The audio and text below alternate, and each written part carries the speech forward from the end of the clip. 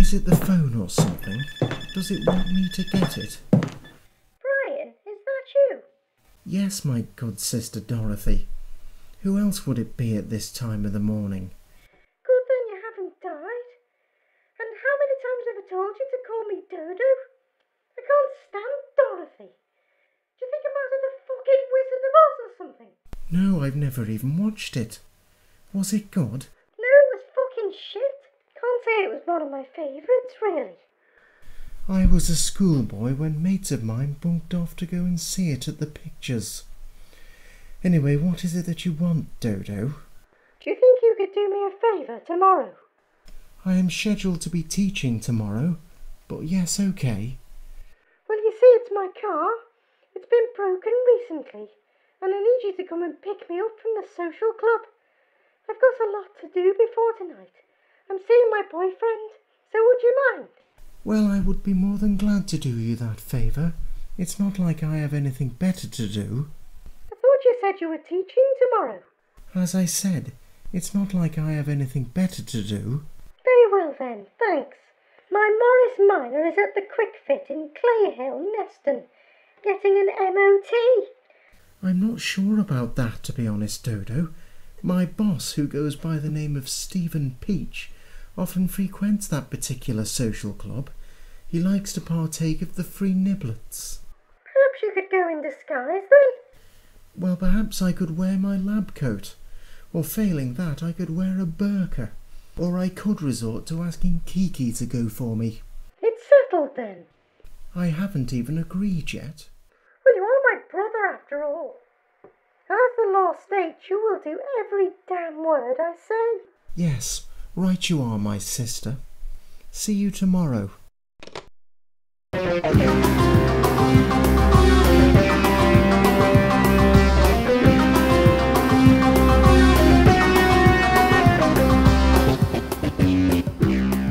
Mr. Dodd's Adventures.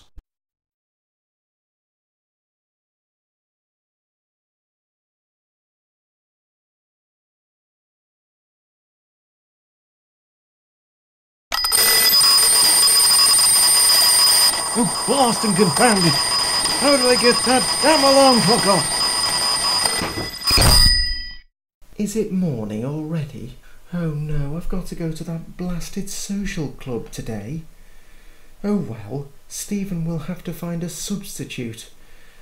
But quite frankly, that will be his problem, as I for once will not be there to clear up the mess. I had better let him know, though. I think I'll get my mobile out of the drawer and send them a brief text message. Oh, I see from this list of contacts that Saddam is still listed. Delete. Some of the keys are missing on this aging phone. I'll have to get round it. Oh, hell's angels. There's no T. I'll have to start with Stephen instead of Stephen. Now, let's see. I can get in work a day. Oh, Stephen isn't going to make head nor tail of this. Fuck it. I gave this mobile a last warning to cooperate with me yesterday. Now I've had to throw it at the wall. Oh, blast and confound it.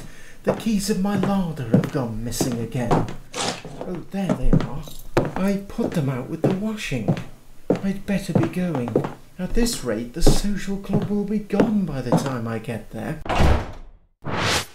Hello, viewers.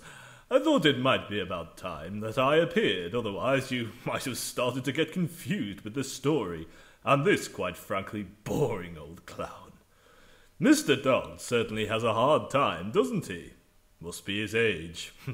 Anyway, Mr. Dodd finally pulls up his antique larder outside the social club with great difficulty, as its brakes have worn and actually speed the car up.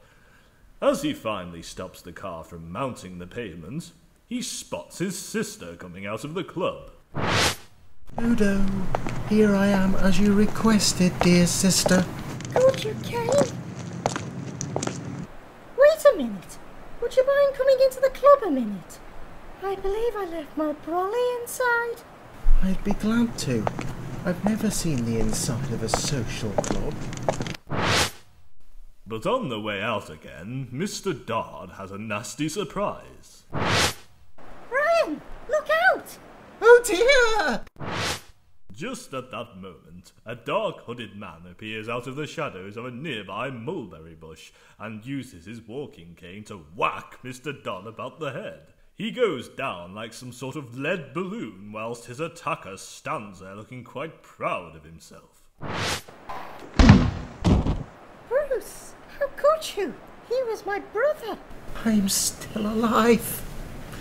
At least for the next few minutes, at any rate. What on earth were you doing, Bruce? Just in case you are confused, and if I was listening to this episode, I would be, I feel like I should fill you in on a few details of the storyline. Bruce happens to be Dodo's boyfriend that she mentioned earlier. So he is Mr. Dodd's sort of brother-in-law, and he has been lying in wait for Dodo to come out of the social club because he suspects that she is having an affair, and he wants to see who it is she will come out with. I'm sorry. I thought you two must have been having an affair, meeting together in secret like this. But that would have been an incestuous relationship, dear. I'm sure that wouldn't have stopped you. It's never stopped you before. Come on, Noel. Let's go home. We can all have a nice cup of tea and forget about all this. I hate to be an aging burden here, but what about me? I think my head is in a state of disrepair. Oh, it'll be fine tomorrow. Just don't lean on it. Are you sure that I shouldn't put myself near the vicinity of a hospital? No, come on, let's go home. I've always hated hospitals, and that bloody casualty. Oh well, from what I know about biology, from when I had to substitute myself to teach a class of it once, a head trauma like the one that I have just had the misfortune to experience usually responds by swelling inside the head, and then the brain cells, once that they have been pushed against the skull, begin to repair themselves, one by one. Oh well, in that case you better get in the car, then go home. I hate to further inconvenience you, my good sister and sort of brother-in-law, but I can't drive in my condition. Move aside then, and let me bloody drive. But Bruce, haven't you only got an automatic gear license? This car's a manual. I don't give a shit. Let's get in. So, Bruce, the inexperienced driver, at least when it comes to cars with manual gears, which 95% of drivers out there own, is driving like an old lady trying to get home in time to watch Diagnosis Murder. If this ratty old car of yours done in the 6th gear, we'd be home by now. If it had that gear, you'd have only crunched it by now anyway. I'm sorry to tell you this, brother, but I think my boyfriend has pretty much fucked up your gearbox by now. Sorry, mate. Oh, don't worry. In my adult state, it's not theoretically possible for me to take offence. Me again, Mac. I just want to point out something that you, the listening audience, cannot see because, after all, this is just audio. Bruce has spotted a car he seems to recognise on the roads, and he seems even more anxious now to get back to his home in as fast a manner as possible. Could you slow down a bit, dear? You're driving so fast, you're making me feel like I'm pregnant again. Sorry, love. When the hell were you pregnant? It's none of your business. Just as they arrive at their home, Bruce slams on. As a result, the passengers of Dodd's tiny little larder almost land at the front of it.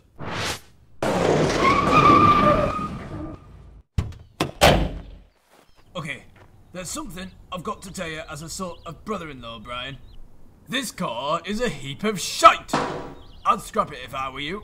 I am aware of the point you are making, but I couldn't afford a new car on the salary Stephen's giving me in a year of Sundays. I bet then you wish you had my Mercedes. It's fucking mint, I tell you. Are you jealous, Four Eyes? Yes, but I can compose myself and conduct myself in a humble manner, unlike you. If you thought the disagreements between Mr. Dodd and Bruce were bad, then you're going to love this bit. It's time to see another side of Dodo. Home, sweet home. Who's that at the door, Bruce? I don't bloody know, do I? I haven't even answered it yet. Don't worry your pretty little head, because I'm going to get it. No, don't worry. I'll get it. I said I'll get it. Who are you when you're at home? I'm here to see Bruce. It's about that catalogue, isn't it, love? No, I'm here to see... The catalogue, the Kleenex. Take it, please. Is there something that you would like to tell me, Brucey love? Oh, his actual nickname is Boosty Chops. What did you say? I guess I'd better come clean. Damn right you had! Well, this is my, other mistress. My goodness gracious, cheese sandwiches! This doesn't sound too good, does it, viewers? Upon hearing this, Dodo flies into a huge fit of rage as she smashes up an entire apartment, launching objects at Bruce which deflect off him and hit Dodd in the spectacles.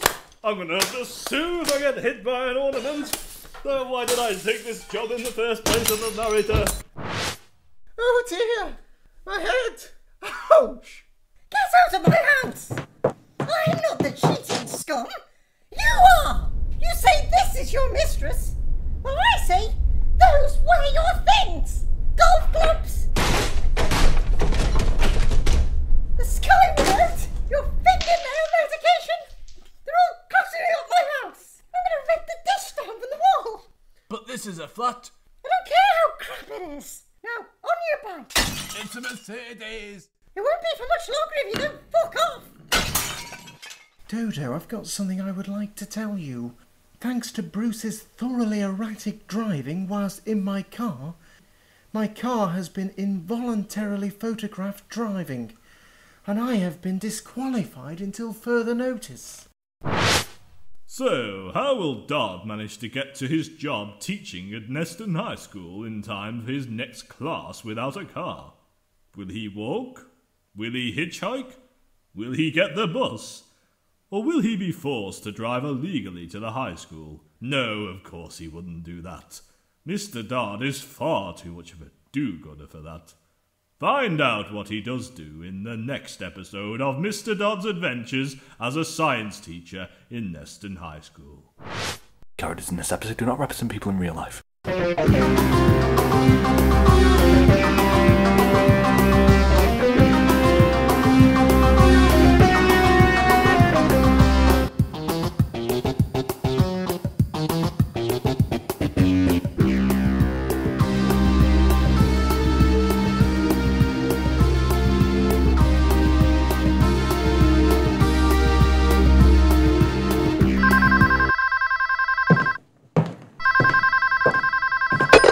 Hello? Sorry, this is who? Yes, just one moment. Dodo, a man called Frank is on the phone. He wants me to ask you if it's alright for him to come round and see you later behind Bruce's back as usual.